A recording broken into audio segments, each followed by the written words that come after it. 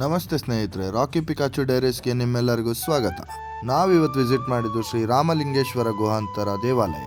ಬೆಂಗಳೂರಿನ ಗದ್ದಲದ ಮಧ್ಯೆ ಸಾವಿರಾರು ವರ್ಷಗಳ ಇತಿಹಾಸನ ತನ್ನೊಳಗೆ ಅಡಗಿಸ್ಕೊಂಡಿರೋ ಒಂದು ಅದ್ಭುತವಾದ ಸ್ಥಳ ಇದು. ಬನ್ನಿ ಇದರ ಇತಿಹಾಸ ಮತ್ತು ವಿಶೇಷತೆಯನ್ನು ತಿಳ್ಕೊಳ್ಳೋಣ.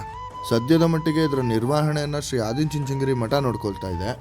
ಇಲ್ಲಿರೋ ಕೇವು ಮೊನಾಲಿಥಿಕ್ ಸ್ಟೋನಲ್ಲಿ ಕ್ರಿಯೇಟ್ ಆಗಿದೆ, ಅಂದರೆ ಏಕಶಿಲೆಯಲ್ಲಿ ರೂಪುಗೊಂಡಿರುವಂಥ ಗುಹೆ, ಅರ್ಥಾತ್ ಸಿಂಗಲ್ ಸ್ಟೋನ್.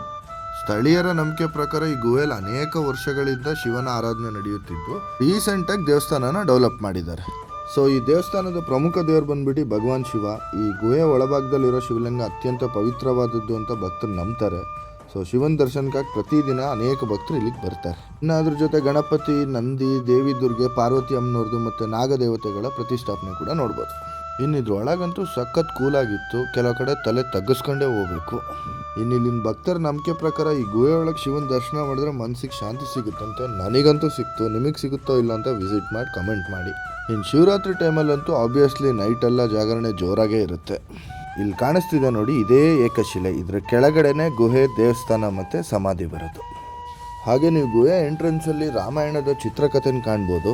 ಇನ್ನು ಈ ದೇವಸ್ಥಾನದ ಪರಂಪರೆ ಪ್ರಕಾರ ಶ್ರೀ ರಮಾನಂದ ಸ್ವಾಮೀಜಿಯವರು ಈ ನೈಸರ್ಗಿಕ ಗುಹೆಯಲ್ಲಿ ಅನೇಕ ವರ್ಷಗಳ ಕಾಲ ಕಠಿಣ ತಪಸ್ಸು ಮತ್ತು ಧ್ಯಾನ ಮಾಡಿರ್ತಾರೆ. ನಂತರ ಅವರು ಜೀವ ಸಮಾಧಿ ಹೊಂದಿದ್ರು, ಅಂದರೆ ಯೋಗ ಶಕ್ತಿಯ ಮೂಲಕ ಪರಮಾತ್ಮನಲ್ಲಿ ಲೀನರಾದ ಮಹಾನ್ ಯೋಗಿ ಎಂದು ಭಕ್ತರು ನಂಬುತ್ತಾರೆ. ಸೊ ಅವ್ರ ಸಮಾಧಿ ಈಗಲೂ ಕೂಡ ಗುಹೆ ಒಳಗಿರೋ ದೇವಸ್ಥಾನದ ಪಕ್ಕದಲ್ಲೇ ಇದೆ. ಈ ದೇವಸ್ಥಾನದ ಮತ್ತೊಂದು ವಿಶೇಷತೆ ಏನು ಅಂದರೆ, ಸ್ಥಳೀಯ ಕಥೆಗಳ ಪ್ರಕಾರ ಮರಿಯಪ್ಪ ಸ್ವಾಮೀಜಿ ಅನ್ನೋರಿಗೆ ನಂದಿ ಬೆಟ್ಟದಲ್ಲಿ ಒಬ್ಬರು ಮಹಾತ್ಮರು ಸಿಕ್ಕಿ ಬೆಂಗಳೂರು ಹತ್ರ ಇರೋ ಗುಹೆಯಲ್ಲಿ ತಪಸ್ಸು ಮಾಡ್ತಿರೋ ಮಹಾನ್ ಯೋಗಿಯನ್ನು ಹುಡ್ಕುವಂತೆ ಸೂಚಿಸ್ತಾರೆ. ಸೊ ಅವರು ಹುಡುಕಾಟದಲ್ಲಿದ್ದಾಗ ಈ ಗುಹೆಯಲ್ಲಿ ಧ್ಯಾನದಲ್ಲಿದ್ದ ರಾಮಾನಂದ ಸ್ವಾಮೀಜಿಯವ್ರನ್ನ ಕಂಡುಹಿಡಿತಾರೆ. ನಂತರದ ದಿನಗಳಲ್ಲಿ ಈ ಜಾಗ ಅಭಿವೃದ್ಧಿಗೊಂಡು ಹುಳಿಮಾವು ರಾಮಲಿಂಗೇಶ್ವರ ಗುಹೆ ದೇವಸ್ಥಾನ ಆಗಿ ಪ್ರಸಿದ್ಧಿ ಆಗುತ್ತೆ. ಈಶ್ವರದೇವ್ರು ಇಲ್ಲಿಗೆ ಬಂದಿದ್ರ? ಇಲ್ಲಿಗೆ ಬಂದದ್ ಮಾತ್ರ ಅಲ್ಲ, ಇಲ್ಲೇ ನೆಲೆಸಿದ್ರು.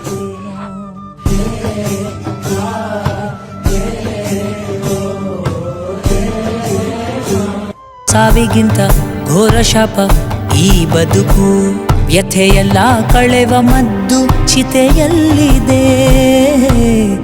ಆದಿಯಲ್ಲೇ ಅಂತ್ಯವುಂಟು ಎಲ್ಲದಕ್ಕೂ, ನಡೆವೆ ನೀನದರ ಸುಳಿವು. ಇವತ್ತಿಗೂ ಈ ಗುಹೆ ದೇವಸ್ಥಾನ ಶಿವಭಕ್ತರನ್ನ, ಧ್ಯಾನ ಮಾಡೋರ್ನ ಮತ್ತು ಆಧ್ಯಾತ್ಮಿಕ ಶಾಂತಿಯನ್ನು ಹುಡುಕೋ ಸಾವಿರಾರು ಭಕ್ತರನ್ನ ಆಕರ್ಷಿಸ್ತಿದೆ. ಈ ಪ್ಲೇಸ್ ಬನ್ನೇರ್ಘಟ್ಟ ರೋಡಲ್ಲಿರೋ ರಾಯಲ್ ಮೀನಾಕ್ಷಿ ಮಾಲಿಂದ ಜಸ್ಟ್ 700 ಮೀಟರ್ಸ್ ದೂರದಲ್ಲಿದೆ. ಇತಿಹಾಸ, ಪ್ರಕೃತಿ ಮತ್ತು ಭಕ್ತಿ ಮೂರನ್ನು ಒಂದೇ ಜಾಗದಲ್ಲಿ ಏನಾದರೂ ಅನುಭವಿಸ್ಬೇಕಂತಿದ್ರೆ ಈ ಜಾಗಕ್ಕೆ ತಪ್ಪದೇ ಭೇಟಿ ಕೊಡಿ. ಇದೇ ಥರ ಮತ್ತಷ್ಟು ರೇರ್ ಮತ್ತು ಹಿಸ್ಟಾರಿಕಲ್ ರಿಲೇಟೆಡ್ ವೀಡಿಯೋಸ್ಗಾಗಿ ನಮ್ಮ ಚಾನಲ್ ರಾಕಿ ಪಿಕಾಚು ಡೈರೀಸ್ನ ಸಬ್ಸ್ಕ್ರೈಬ್ ಮಾಡಿ. ವಿಡಿಯೋ ಇಷ್ಟ ಆದರೆ ಲೈಕ್ ಮಾಡಿ ಮತ್ತು ನಿಮ್ಮ ಸ್ನೇಹಿತರೊಂದಿಗೆ ಶೇರ್ ಮಾಡಿ.